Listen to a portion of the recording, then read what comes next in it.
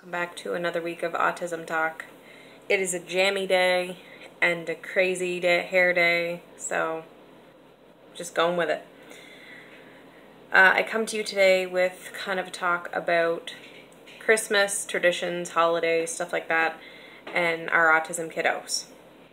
I want to put this out there because I've read write-ups from people online that are really heartbreaking, and I want to kind of take some of the stress off them if I can.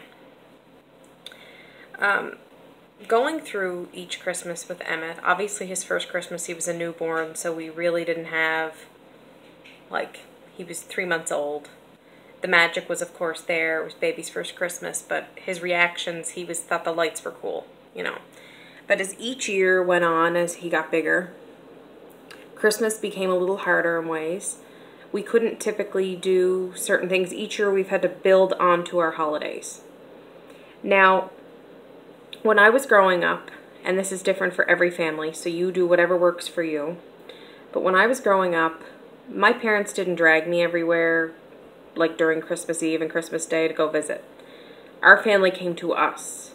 And I was lucky because my great-grandparents and that were next door, but pretty well everybody came to us to visit. So it was easier. Mom always was like, I didn't have to get you in your snowsuit in and out and traveling. Everything was happy and calm. If family couldn't visit Christmas Eve or Christmas Day, we had that whole season to come see us. It doesn't matter if they came the 28th or anything like that. It wasn't a stressful thing pretty well. It was pretty easy. So when I had my first baby, when I had Emmett, Jason and I kind of sat and talked and figured out what we wanted to do. We both were brought up in different ways as far as that tradition, but he kind of liked the idea of just being home and people visit when they want to visit, especially with a 3-month-old. Taking him in and out of the car seat, all that stuff, it's just stressful. So we decided not to. And some people were not happy about it, but it is what it is. It's what we were doing. If somebody came even after New Year's, we were not offended because we know that the season is very, very busy. So we had some family Christmas Eve, Christmas Day, Boxing Day, a little bit after, and then the middle of January, some people kind of came last, but that was fine. Not at all an upset to us. So as the Christmases kept happening, obviously every year, it got a little harder with Emmett. The thought of actually dragging him out is like a no to me now. We would have had to change it to staying home anyways. So thankfully that tradition for us has been very healthy and good for our family. But as far as a bunch of other things, such as Christmas morning, Christmas Eve, we always went to go look at the Christmas lights. We were not able to do that until Emmett was 4, because he hated the car. At age 2 and 3, he screamed bloody murder in the car, so we were not going anywhere Christmas Eve. But then 2 years ago, we took him out and everything was good. Last year, everything was good. He actually noticed the lights and he enjoyed it, and it was a great evening. And we're going to do it again this year. I know that it's not as easy for some people to say and do that. Believe me. Because if you had told me when he was 2 and 3 that we'd be able to do all that stuff, I would have said, I don't know if we're ever going to. And some people, you have to shape your holiday how it works for your family. If that means staying home, and if that means doing just your thing, then just do that. If it means that you can't put breakables on the tree because your child may tantrum, just different little things like that we all know comes with this world. And it all comes in different shapes and forms, but whatever shifts that are different. If you're in an autism family, you don't typically celebrate Christmas entirely the way you're supposed to.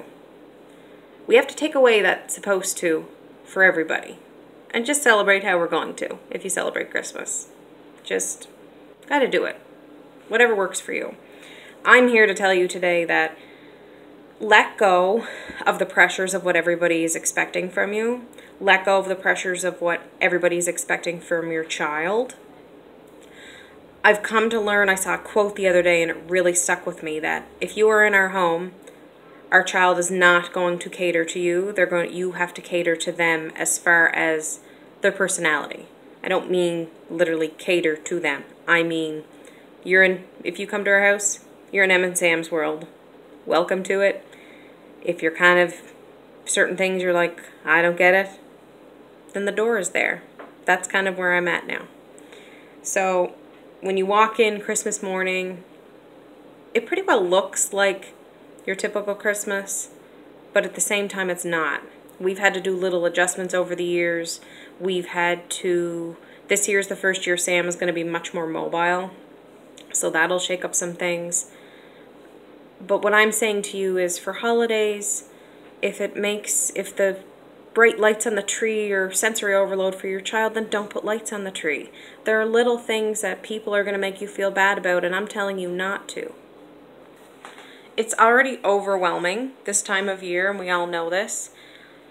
I am one of those people, and don't hate me, that my shopping is done. I was done in the summer. The only thing I have to go for is stocking stuffers. Forgive me, I am a type A person. As far as that stuff, I can't help it. It takes my stress level way down.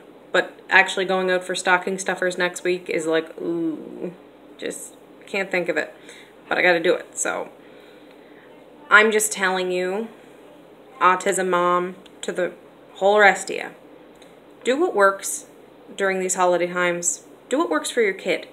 If they don't want to do the Santa picture, if they're crying, if they think he's terrifying, then don't take him and do it, because you're only going to have a picture with them bawling their head off, and like, it may take them 2 days to recover. People don't realize this. Emmett was terrified of Santa when he was 2 and 3. And if we had attempted to take him, it literally would have rippled through the whole week. We literally would have had 6 and 7 days of meltdowns over that one moment. And people don't realize that. People just go, oh yeah, he'll be fine. No, some kids are not. Some kids are not okay as far as that stuff. He would do it this year, but now Sammy is terrified. So I'm not doing that to them. Poppy dressed up. Sammy was still terrified. We got him to sit where it was Poppy. It was different to me, and it was fine. Sammy is 2. As far as we know, there's no diagnosis of anything yet, so it is what it is. But if somebody's making you feel bad for not running to 10 houses to go visit people, if somebody is making you feel bad that you're not trying to make Christmas work for everybody but your family, you need to make it work for you. You need to make it work for your kid in however way you want to do it. If it means less travel, less time in and out of the house, do that. I don't mean you need to sacrifice and stay home yourself.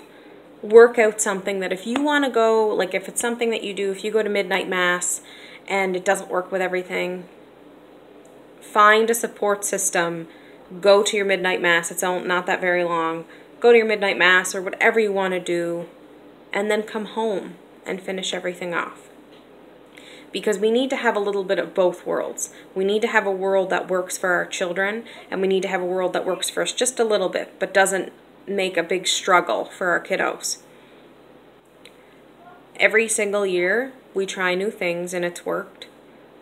Christmas Eve, looking at the Christmas lights, took 2 years to convince Emmett to do that he'd actually enjoy it. So, excuse me, believe me, I'm aware of the hard work. And there are some of you I know who have older children, and it's never worked, and it's never going to work.